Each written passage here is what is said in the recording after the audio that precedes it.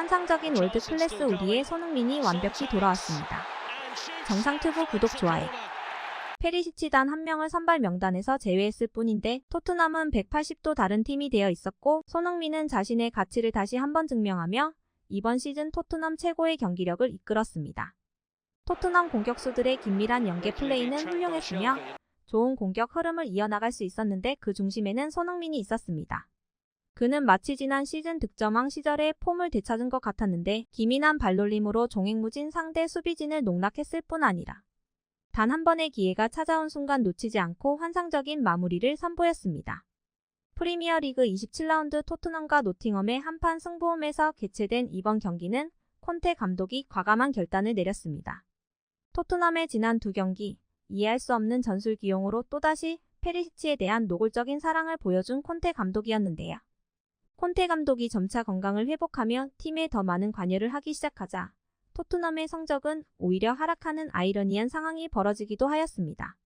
그리고 충격적인 원정 패배로 FA의 탈락에 이어 AC 밀란과의 챔피언스 리그 2차전에서 어떻게 16강에 올라갔는지 믿을 수 없을 정도로 처참한 경기력을 보여주며 0대1의 스코어를 뒤집지 못하고 단 한 골도 올리지 못하며 허무하게 탈락하였습니다.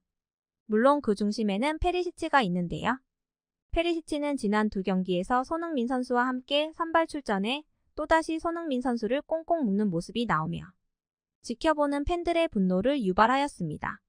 경기가 끝난 후 인터뷰에서 콘테 감독은 토트넘이 나를 해고할 수도 있을 것 같다라고 말한 데 이어 이번에는 토트넘에 남아서 최선을 다하고 싶다며 태도를 180도 바꿔 지켜보는 팬들을 혼란에 빠뜨렸는데요.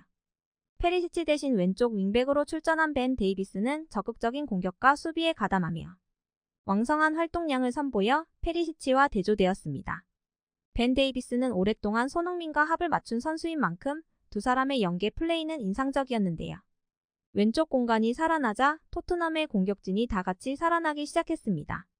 안토니오 콘테 토트넘 감독은 최근 불만을 토로한 히샬리송을 전격적으로 선발 기용했습니다. 해리 케인, 손흥민, 히샬리송으로 공격 삼각편대가 나선 것이죠. 특히 이날 선발 출전한 히샬리송의 경기력은 상당히 돋보였는데요. 그는 전반 2분 50초 스킵의 롱패스를 받아 리그 데뷔골을 터뜨리는데 성공했지만 아쉽게도 오프사이드 판정을 받았습니다. 히샬리송은 충분히 좋은 선수이지만 상대 수비수가 느끼는 압박이 다르다는 데 있습니다.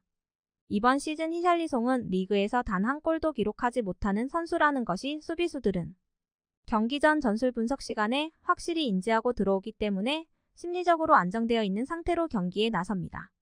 하지만 손흥민은 완전히 다릅니다. 그가 경기장에 있는 것만으로 노팅엄 수비수들의 이런 실책을 유발할 수 있다라고 분석하였습니다. 경기가 끝난 후 BBC 스포츠에서는 노팅엄 감독은 손흥민에 대한 강박증에 가까운 전술을 들고 나온 듯 했습니다.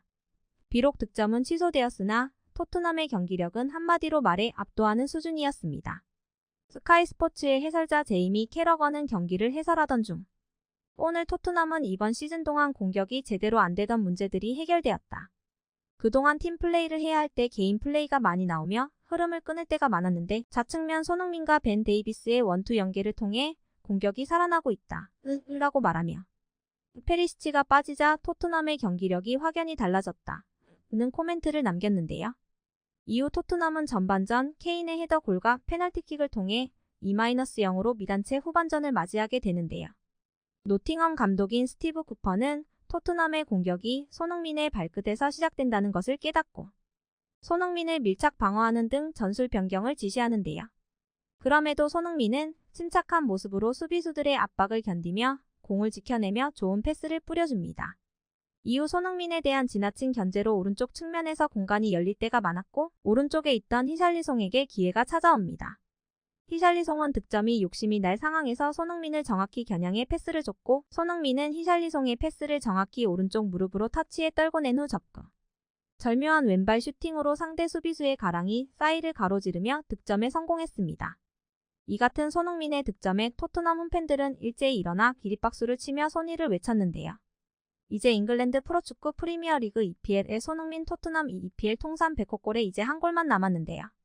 손흥민은 12일 한국 시간 영국 런던의 토트넘 호스퍼 스타디움에서 벌어진 노팅엄 포레스트와의 2022-2023 EPL 27라운드에서 선발로 출전해 2-0으로 앞선 후반 17분 세 번째 골을 터뜨렸다.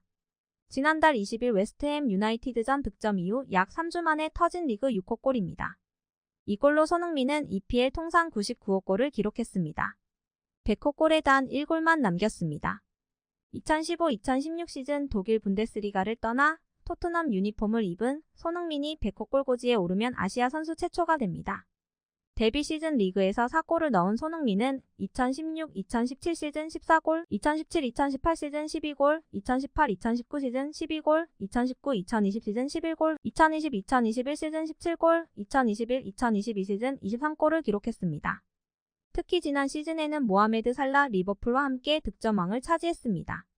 EPL 역사상 최초의 아시아 선수 득점왕입니다. 이날 득점은 이번 시즌 리그와 컵대회를 통틀어 시즌 10호 골이기도 합니다.